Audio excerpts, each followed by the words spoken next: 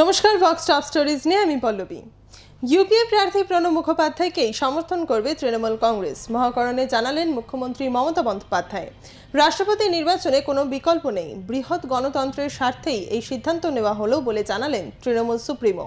মুখ্যমন্ত্রী বলেন, পুরনো কথা মনে রাখতে চান না তিনি শুভেচ্ছা জানান প্রণব মুখোপাধ্যায়কে। অন্যদিকে মমতা বন্দ্যোপাধ্যায়ের এই সিদ্ধান্তে খুশি হয়েছেন বলে জানিয়েছেন প্রণব মুখোপাধ্যায়।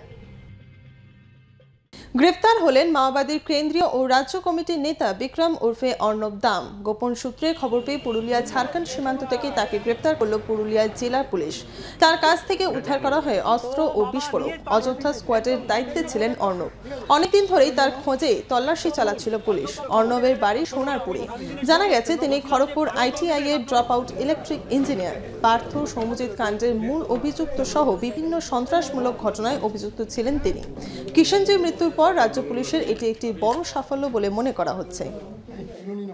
122 দিন পর অবশেষে মুক্তি পেলেন কঙ্কাল কাণ্ডে অভিযুক্ত লক্ষণ শেঠ। দমদম সেন্ট্রাল জেল থেকে মুক্তি পান তিনি।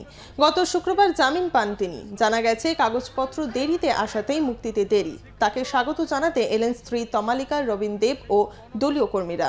সপ্তাহে দুবার হাজিরা দিতে হবে স্থানীয় থানায়। আপাতত কলকাতাতেই থাকবেন তিনি।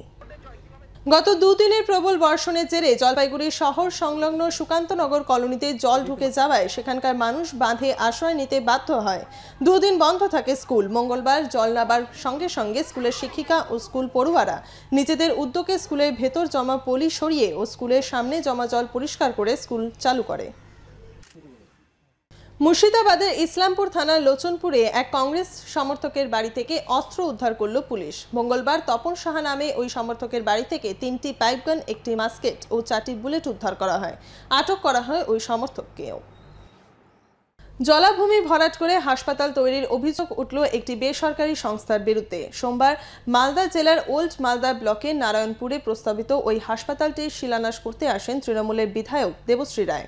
এরপরে স্থানীয় বাসিন্দারা পঞ্চায়েত সমিতির সভাপতির কাছে প্রতিবাদ জানিয়ে গণস্বাক্ষর সম্বলিত একটি প্রতিবেদন পেশ করেন। কারণ ওই জলাভূমি এলাকা 14 থেকে 15টি গ্রামের জল নিকাশি ব্যবস্থার একমাত্র পথ। এখানে একটি কালভার্টও রয়েছে।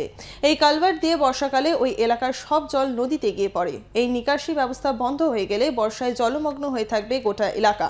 এর ফলে বিপর্যস্ত হয়ে পড়বে জেলার কৃষি ব্যবস্থাও। এ ব্যাপারে বিডিওকে প্রশ্ন করা হলে তিনি বলেন, বিষয়টি খতিয়ে দেখে ব্যবস্থা গ্রহণ করা হবে। গত 3 দিন ধরে বিদ্যুৎ না থাকার প্রতিবাদে মঙ্গলবার পথে নামলেন হুগলির পান্ডুয়ার সোনার গ্রামের বাসিন্দারা। তাদের অভিযোগ, গত 3 মাস ধরে বিদ্যুৎ সরবরাহ অনিয়মিত ওই এলাকায়। বিদ্যুৎ দপ্তরকে বারবার জানিয়েও কোনো ফল তো হয়নি, উল্টে গত 3 দিন সম্পূর্ণ অন্ধকারে ডুবে গেছে এলাকা। 4 দিন আগে এ নিয়ে বিদ্যুৎ দপ্তরের অফিসে বিক্ষোভ দেখান স্থানীয় বাসিন্দারা। এরপর তাৎক্ষণিক বিকল্প এক ট্রান্সফরমার লাগিয়ে ব্যবস্থা সামলানোর চেষ্টা করা হয়, কিন্তু একদিনের মধ্যে বিকল হয়ে যায় ওই ট্রান্সফরমারটিও। এরই প্রতিবাদে এদিন সকাল থেকে বিদ্যুৎ অফিসারের সামনে জি রোড অবরোধ শুরু করেন এলাকার বাসিন্দারা। ঘটনাস্থলে পুলিশ এবং বিদ্যুৎ দপ্তরের লোকজন এলেও এখনো পর্যন্ত কোনো সমাধান সূত্র পাওয়া যায়নি। ফলে কবে এই সমস্যার সমাধান হবে তা নিয়ে অন্ধকারে এলাকার প্রায় 1000 খানেক মানুষ।